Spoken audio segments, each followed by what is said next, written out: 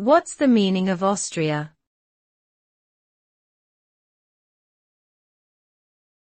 Austria.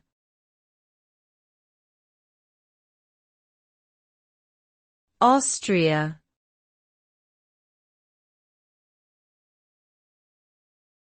Austria.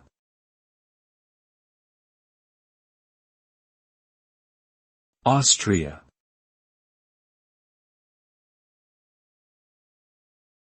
Austria is a landlocked country in Central Europe, bordered by Germany, the Czech Republic, Slovakia, Hungary, Slovenia, Italy, and Switzerland. The name Austria derives from a Germanic word meaning Eastern Realm. It is known for its stunning alpine scenery, rich historical architecture, and cultural heritage.